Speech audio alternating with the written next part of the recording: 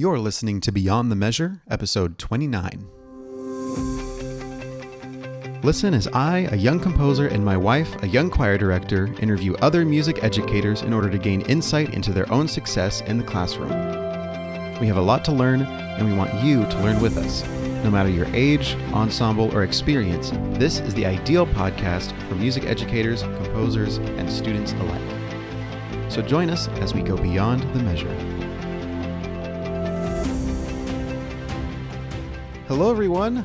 Welcome back to another episode of Beyond the Measure, a music educators podcast where we interview music educators so that you, the listener, can get lots and lots of good info and tips and advice from other people that are in the similar shoes as you. So my name is Christian. And my name is Kara. And today we have a very, very nice guest on our podcast, Mr. Jason Jones, who is the head band director at Central High School in San Angelo. Kara, can you tell us a little bit more about Jason by reading his bio to us? Sure. Okay, so Jason Jones just completed his 23rd year of teaching and serving in his 4th year as the director of bands at Central High School in San Angelo. Prior to teaching in San Angelo, he taught in Burnett, Early, Panhandle, and Pampa. Throughout his career, Mr. Jones's bands have been consistent UIL sweepstakes winners, state-level qualifiers in the TMEA Honor Band, and ATSSB OPS, wow, that's a lot, competitions, and made multiple appearances at the UIL State Marching Contest. In addition to teaching, Mr. Jones currently serves as a leadership facilitator for the SASI Leadership Company and is an active clinician and adjudicator across the state. Mr. Jones is originally from Pampa. He graduated with a bachelor's degree from Howard Payne University in 1999 and a master's degree from Southwestern Baptist Theological Seminary in 2021. Mr. Jones and his wife, Amber, who teaches elementary music, have 3 children, Emily, Addison, and Ian.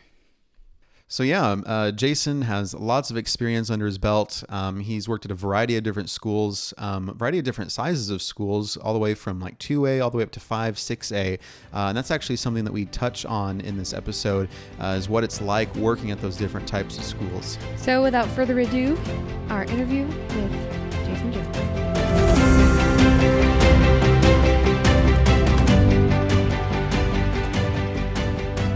Okay, well, Jason, thank you so much for coming on the show with us. We really appreciate it. You bet, absolutely. I'm really excited to be here. Great. Yeah, we're really excited too. It's been a while since we really got to do one of these. A bunch of life events we've been doing, fun, exciting life events. But we're excited to get talking to more music educators now. Could you start just by introducing yourself and telling us about who you are and kind of how you got to where you are now? Sure. Of course, my name is Jason Jones, and I'm the director of bands at Central High School in San Angelo. And I'll be starting my 5th year there this coming fall. So we've really enjoyed our time in San Angelo over the past 4 years. It's been a unique experience because I was here for 6 months and then COVID happened. And so I really didn't have a regular year until this year was probably the closest to a regular year we've had.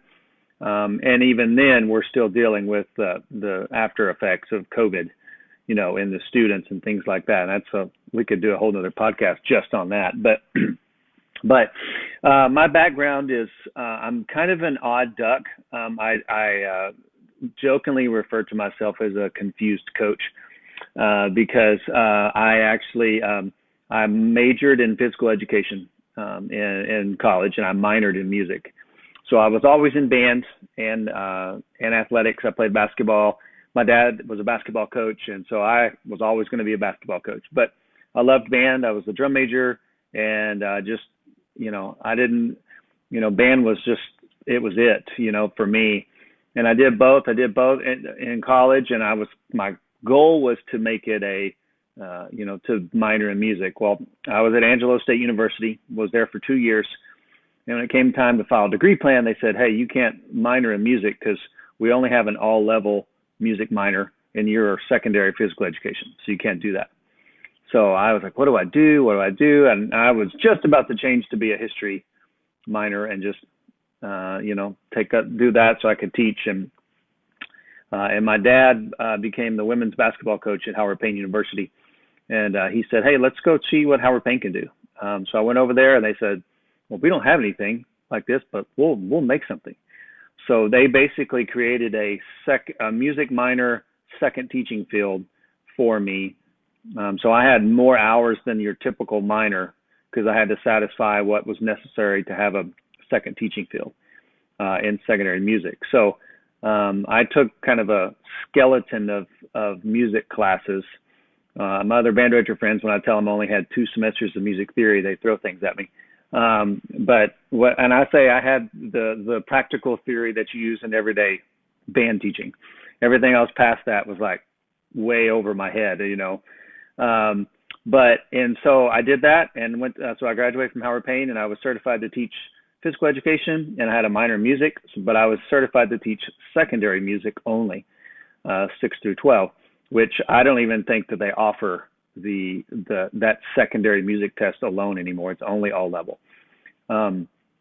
So that's why I say I'm a confused coach, because I was going to be a coach. And in fact, my first job was a coach.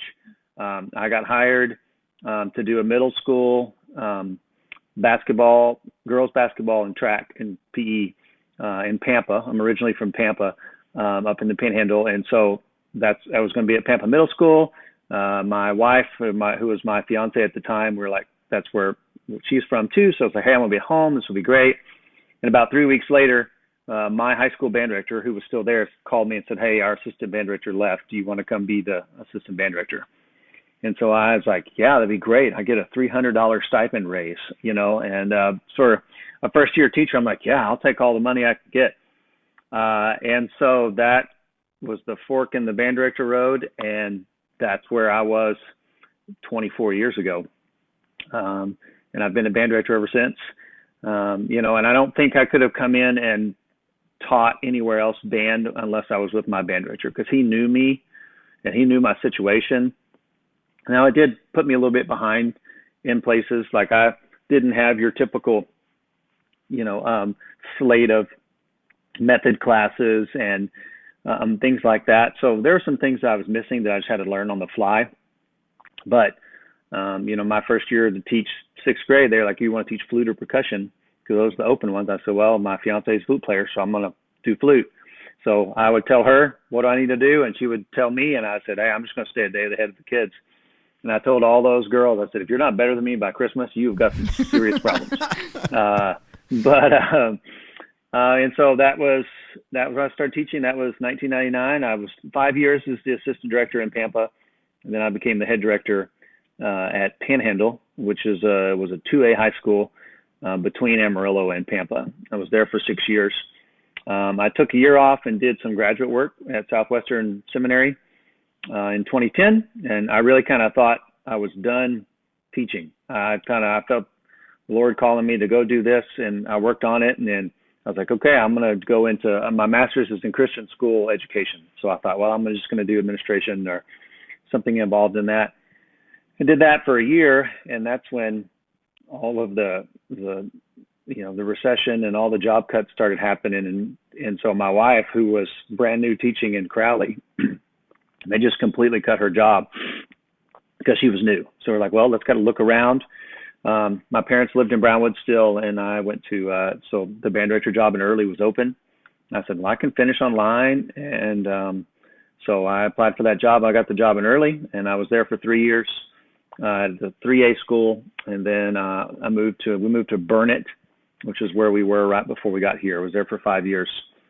And then the job here in San Angelo just kind of fell into my lap. I wasn't looking to leave, but you know, the guy that was trying to help hire knew me and said, hey, you need to look at this job. And I came and interviewed, and I fell in love with it. My principal, who just retired, Bill Waters, I knew that after the interview, I called my wife and said, hey, this is fantastic. And so we up and moved in 2019 and brought our kids, and now our oldest graduated from high school at Central this past May, and it's been fantastic, and we've loved it, and that's kind of what got us to where we are right now. Well, so you've been almost all the way up and down the state at this point. It is. We're getting closer to trees and water. That's what we say. Slowly but And there's surely. yes, and there's still enough trees and water here in San Angelo that we're good. So That's great. That's great.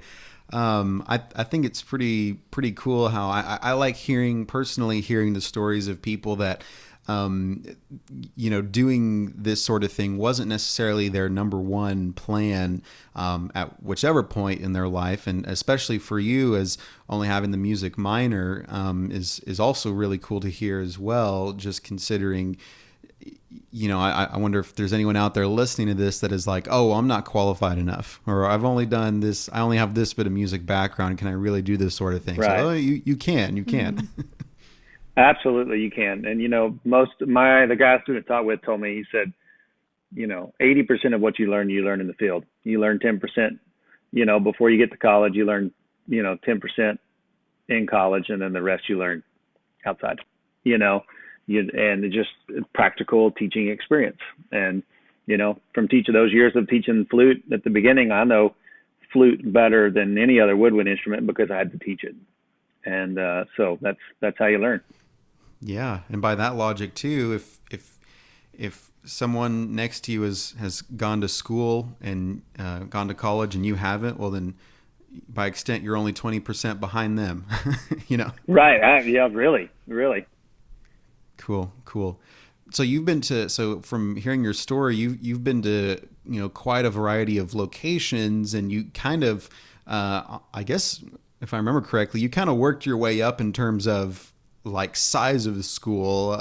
Starting up in Pampa, up in the Panhandle, and you kind of slowly grew to larger. And you said you were in Burnett, and I'm originally from Leander, Okay. in the Austin area, and so I know how a lot of the schools and band programs are down there. Right. And Absolutely.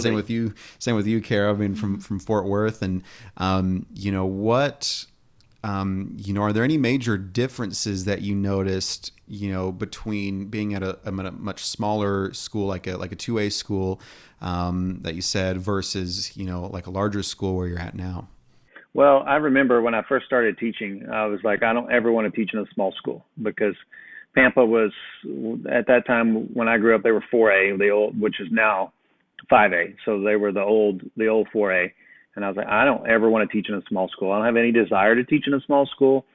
And I just had this kind of preconceived notion that the small schools weren't as good as the big schools, and mostly because they were bigger or smaller, the number difference. And so I was like, I don't want to do that. And so I guess it was 2003.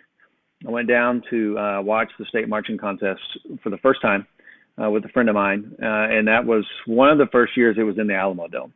So I went down, stayed with him, and we went in and we watched I don't remember, it was the 2As or the 3As, and I was just floored by what the small schools were doing. I was blown away, and I was like, wow, that was actually really good. I think, that's, being a small school, that's okay. And so the whole situation in Panhandle came open, and then it's a weird situation because my dad was the middle school principal in Panhandle. Well, he left to go to Howard Payne, and the band director went to be the middle school principal. And so they were like, hey, we want to talk to you about the band job. So I went over and talked to him about it, and I got the band job, and I would have never considered going to a 2A high school. And so I kind of went into this saying that, well, just because we're smaller, just because we have less kids, doesn't mean that we have to do anything different or approach it differently. Are there less resources? Absolutely. Are the kids involved in way more things? Absolutely. But that doesn't mean that these kids can't do the same thing. So I really approached it that way and took all of these cool things that I would see at the state marching contest and bands do. And it's like, okay, how can I apply, what I saw Cedar Park or somebody do into this a level? And these kids can do that. And so I remember, I was in Panhandle for four years. And so in 2007, we made it to the state marching contest with them, and doing things, that were weren't seen very often in the small schools. All of the 4A, 5A schools did a lot of that stuff. And I remember talking to a few people talking about how it was just different, seeing what we did. And all I was doing was imitating things that I saw. I didn't come up with anything new. It wasn't my ideas. It was like, hey, let's do some things. And a lot of it was out of my comfort zone, just because things that, they're like, hey, our guard person was like, hey, we're going to do this. We're going to put these props on the field. And I was like, oh, props on the field. A lot of it was just so out of my comfort zone. I just had to trust him that we were going to do that. And it ended up being fantastic. And I was like, we told the kids, there's nothing you can't do just because, we're smaller than them, or they're bigger, or whatever it is, the classification. So that was the approach that I had, and I think as a result with that, I tried to make band an environment to where, the majority of the kids in your band program are not your gung-ho music major band nerd kids. You have a handful of those, but the majority of the kids are not. And so, because really, in reality, I was not the music major kid. I was the kid that played basketball and did the other stuff. And I loved band, but I was like, you know what, we can do that and foster a program where the kids really enjoy being there. And, in Panhandle, when I got there, we had 70 kids in the band. And then the year that I left, after 6 years, we had 118 out of 180 kids in the school in band. And that was just because the kids really enjoyed being in the program. And, I think of a handful of kids that have gone on and done any kind of music stuff. But I was like, I want band to be fun. I want them to love it. We had, on Friday, we do our run through in Panhandle. I remember it's like, okay, football boys, they didn't march with us on Friday night. So there'd be 10 varsity football players go sit up in the stands and watch the run through, because we had to get used to doing the run through without them. So that was the approach that I had. And then when I went to early, it was the same thing. It was just building programs and doing things that we could get the kids to be successful and give them the experience that they want. When we went to early that first year, we got 5th at the area marching contest, so missed going to state by 1, and the kids hadn't been to area in a few years. And we was just right there, and I didn't do anything special. We just used the same kind of concepts with the kids and just gave them, these concepts to do. I was like, hey, we're just going to do this. And the kids did it. And so as I progressed on into the bigger schools, Burnett was there was an old 3A, so they're 4A now, but it was the old 3A. Things get, it's amazing to see the difference in the level. I went and listened to that 4A honor band listening session when I first took the job in Burnett, and the difference in the literature that they were playing. I was like, man, I got to get my act together. It's just, the demand is higher, but the kids are still the same. The kids usually, those small schools, have 1 or 2 directors. Whereas when Burnett, we had 4 directors. And so you have access, you're closer to, bigger cities. You have access to, lessons and things like that. But, and so now that I'm in a 6A school, it's still exactly the same. It's just on a larger scale. When I'm up on the tower in marching season, I'm like, wow, I have, 200 kids to look at instead of 100, so where do I look? Where to use the staff? But kids are still kids. And so it's the approach of giving the kids the tools to be successful, while at the same time making sure that what you give them is achievable for them, knowing what the kids can do, and, and knowing, and making the kids step out of their comfort zone. Because the first time you get kids who have never done a visual before to do some kind of squat in a circle with their butt and lean their head to the side and do all that kind of stuff, they're going to be like, whoa, what are we doing here? But once they buy into it, it's fantastic. So I don't know. There's goods and pros and cons of small schools and big schools. There's some times where, I think that I would enjoy teaching in a small school again, just because, it's much more of a I say family, that's not the right word, but you just get this camaraderie within the entire school. Whereas at Central, we have 3,000 kids in the school, and it's almost like a college campus because everybody has their niche. Everybody has their thing that they do. I don't get out on campus very much because I'm in the band hall and the music building, and we don't get across campus to see other people. So whereas, on a Friday night or Friday morning in Panhandle, after first period, the band came in the hallway, walked down the hallway playing the fight song. That's those kind of things. So that's a little bit of some of the differences and similarities, that I see in some of that. It's just, I try not to approach it any differently. It's just looking at the situation. Okay.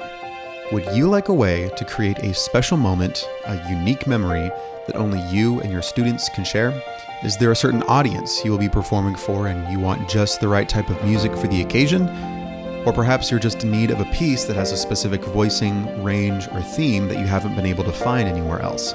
I mean, last time I checked, publishers weren't scrambling to create music for a bassoon, alto voice, and accordion trio, but maybe that's what you're looking for. No matter the reason or the instrumentation, I would love to fulfill your music needs in the form of a commission. If you're unfamiliar with what commissioning me would look like, or even any composer for that matter, you can learn more about the process at christianfortnermusic.com/commission. This includes info such as the step-by-step timeline, payment options, and more. I want to work with you so that we can create a memorable experience for everyone involved, including you, myself, the performers, and the listeners that will hear the music for years to come. Because remember, you never know whose lives will be changed for the better because of the music that came into existence because of you. So are you ready to make a new memory through new music? I am. Take the first step by filling out a commission request form at christianfortnermusic.com/commission. Hope to hear from you soon.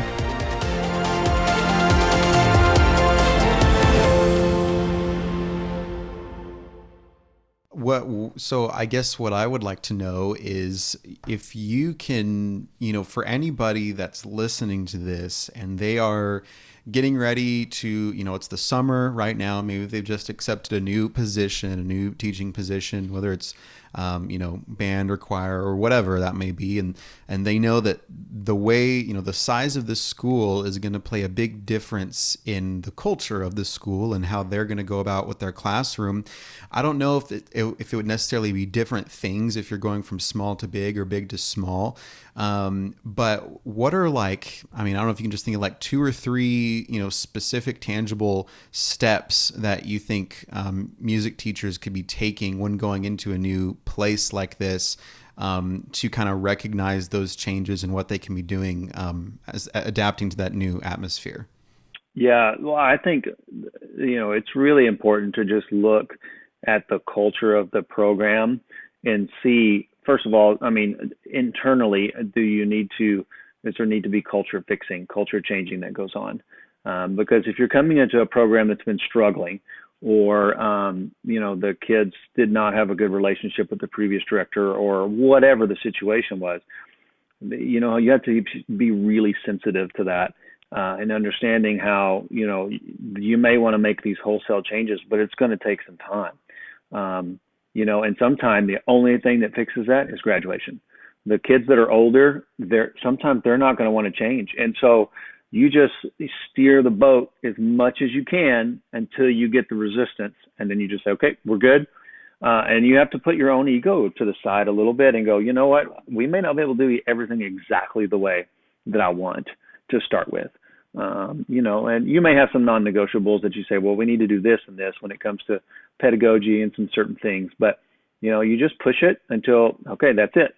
And then you stop there the next year, you push it, and then you go. And then, after 3 years, the kids don't know any different than you. And if something needs to change, what helped a lot in some of the things that I wanted to do was COVID. That actually was an assistance to us because as we were wanting to, I was like, okay, I had this list of things that I wanted to try to implement, some different things, and then school went away for 3 months, and then we didn't have a real marching season. And all of a sudden it was like, oh, okay, well, a lot of those kids are already gone and graduated. So it was really easy to implement some things because kids didn't know any better. But that's not a normal circumstance. But, looking at that culture within the program, and then you have to look at the culture of how the band program or the music program fits into the school.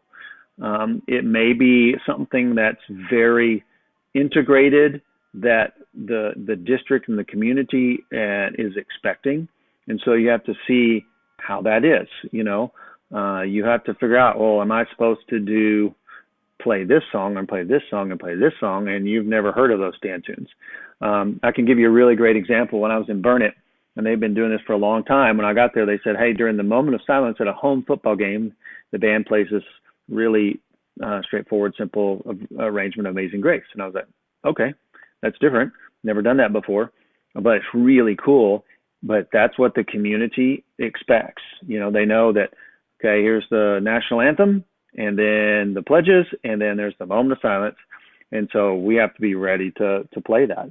And there's, so many people are like, man, that's really cool. I'm glad that y'all do that. Why do y'all? I'm like, I don't know. It was in place. The band director who's there for a long time, Mike Lewis, they started doing that at some point. I don't know when, but that is the thing to do. And, and those kind of things are very important, knowing, when to play the school song, how fast to play the school song. My first year in Panhandle, my superintendent was a band director. He came over to me after one of the first football games, and he says, hey, Jason, you need to play the school song a little bit faster. And I was like, oh, okay. There's no tempo marked on it. I was like, okay, great, no problem. And he said he had people coming up to him saying, hey, why is the new band director changing the school song? And I was just playing it slower than they were used to, which is really funny. And I was like, okay. And we played it faster the next week, and everybody was happy. So it just being aware of those kind of things. And that's hard to do when you're coming into a place and you have, especially if you don't have any connection with the previous director, trying to find out those things, with a student leadership team or drum majors and saying, hey, how do we do this? Why do we do this? Hey, what do you think about this? Let's change some things here, and just trying to work those things into it so that you have a positive view of the band program within, the school. And that's how you start to build that.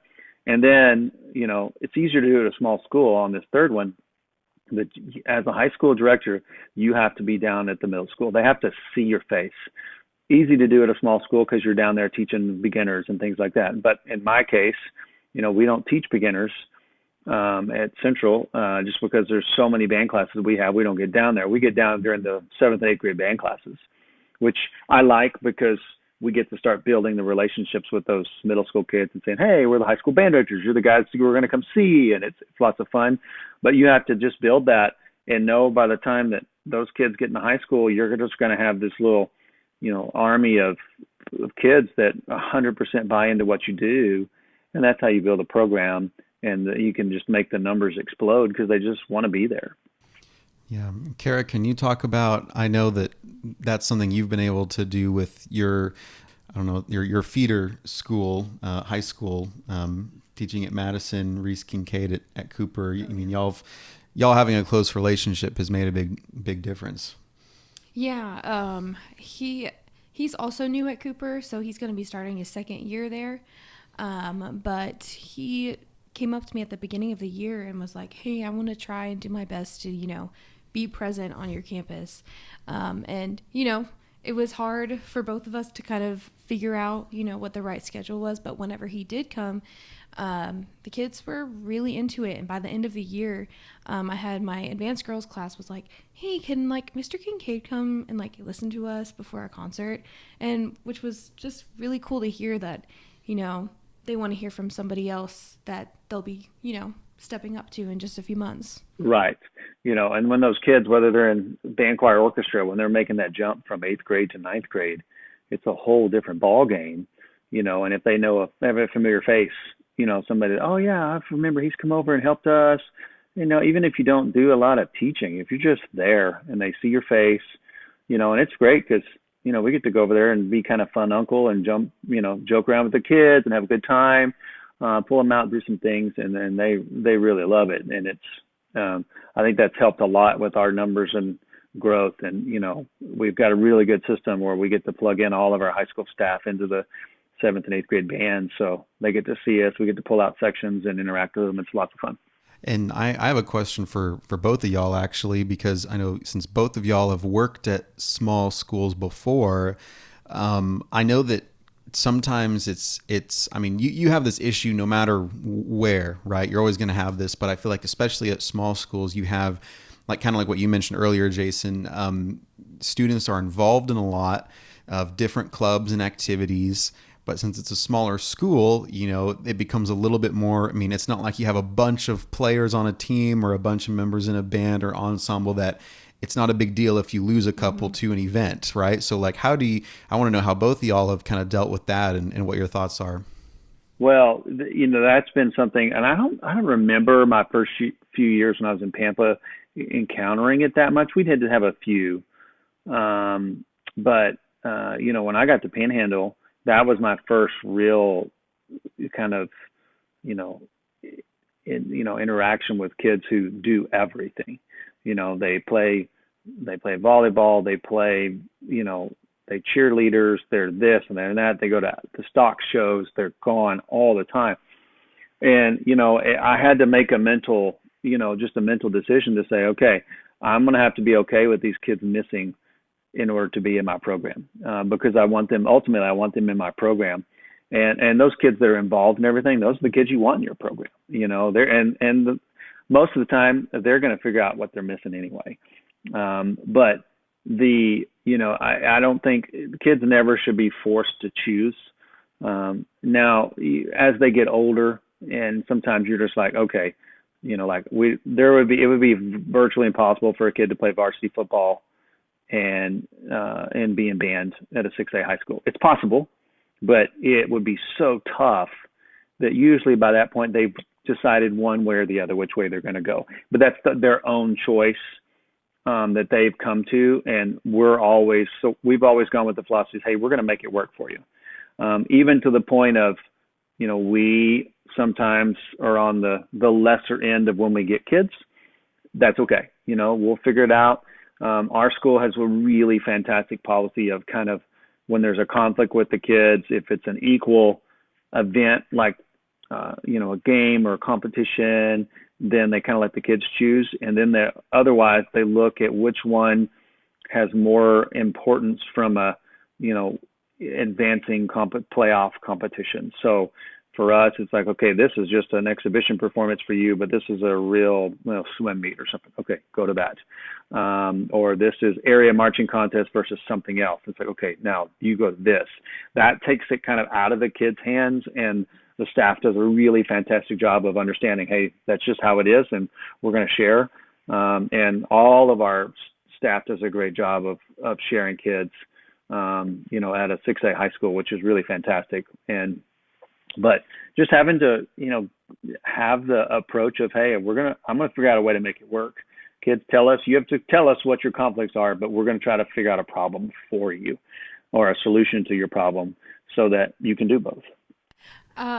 My first year was at a small school, so I don't really feel like I came up with a solution at all, because the next year I just went to a middle school. But, yeah, by the first semester I was kind of panicking because I had to reschedule a lot of my concerts that I had set in place before, they gave us the athletic schedule, and I felt like attacked.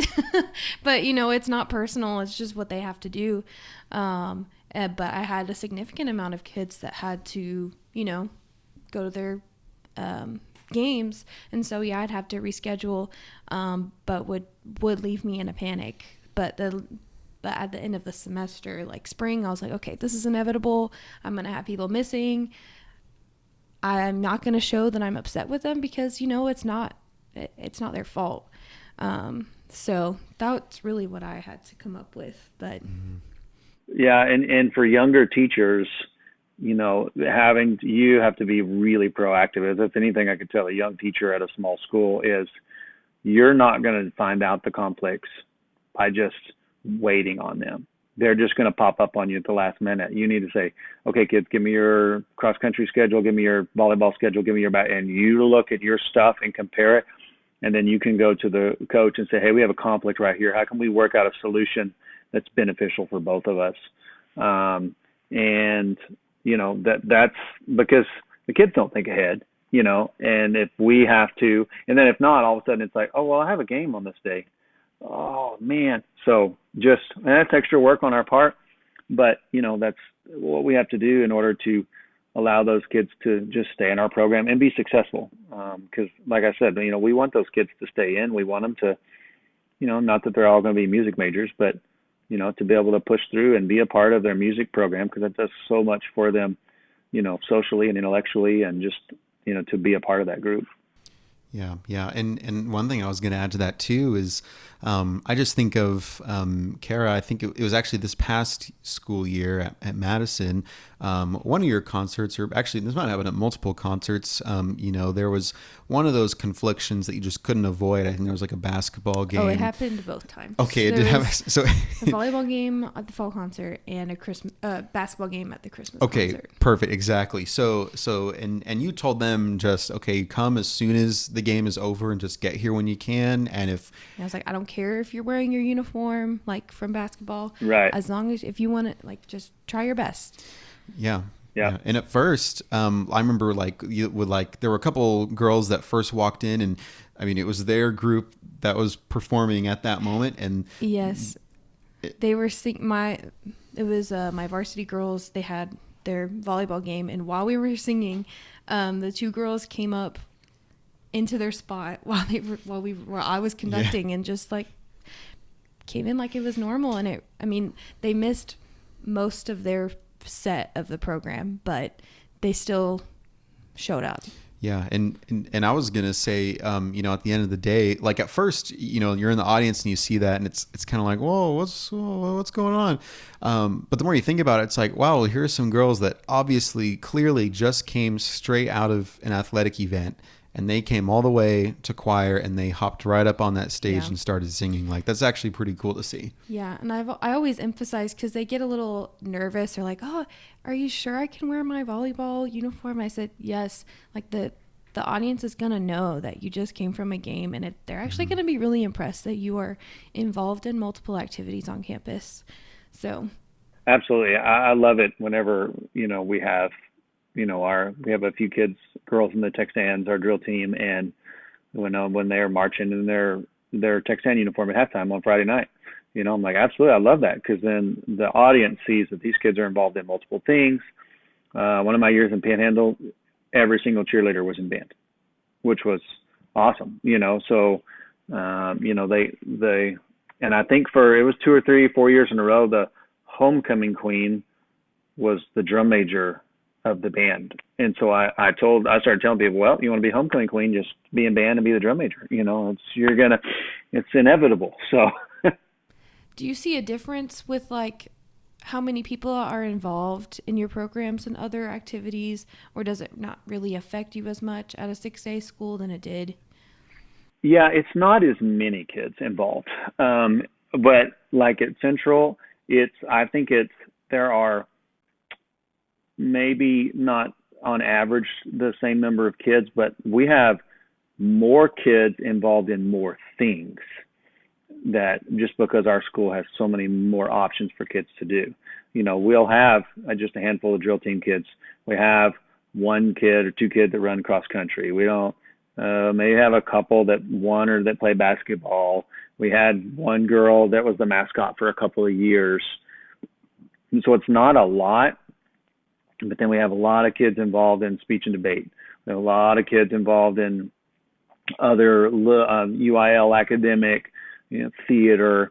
So it's, there's not a whole bunch like, hey, we got 50 kids gone to this, but now we have 4 kids here, 4 kids here, 4 kids here, 4 kids here. And I see a lot of that in the spring semester in my top group, where it's like, they're involved in, we get to AP testing week and stuff like that. They're just all gone, because they're all doing all of that kind of thing. So it's a different way of doing it. I can't even think if we have maybe a handful of kids that are gone for, stock show stuff. Whereas when I taught in the small school, I mean, when we got to our local stock show day, we had a holiday. I mean, it was like, okay, it's our county stock show, so we're taking the day out of school because all the kids will be out of school.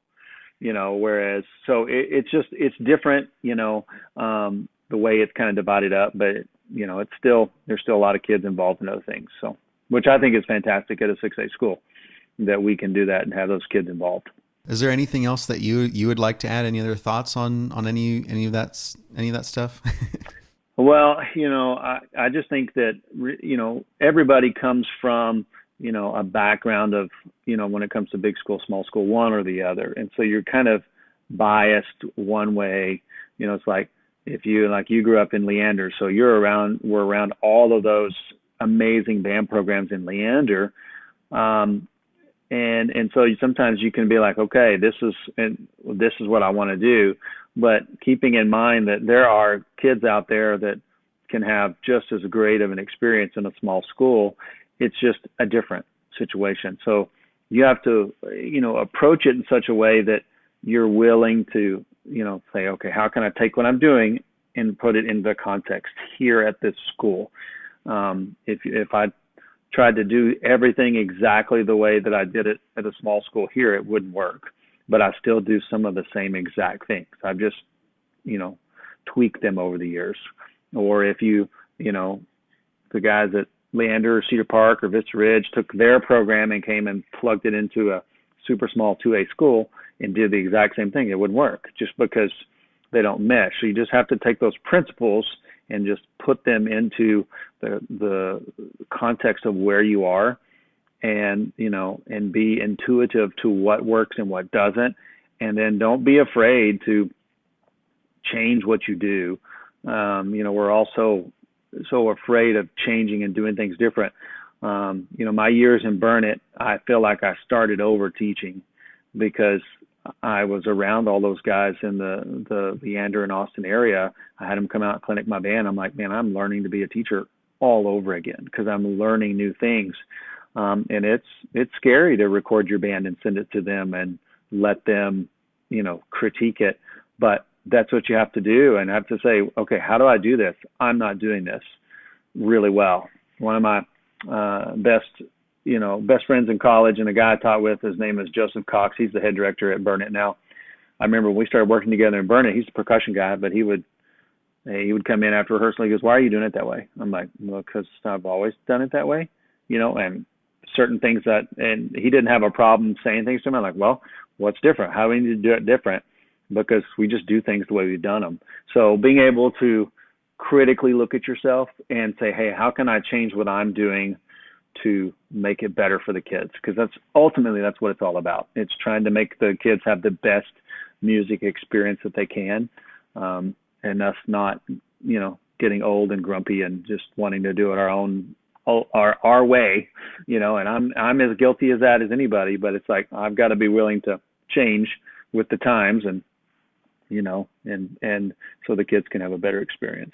Well, Jason, before we wrap it up here, you're at Central High School in San Angelo. I mean, for anyone listening that would like to connect with you or listen to your band and keep up with your program, how can they reach you or get a hold of your band?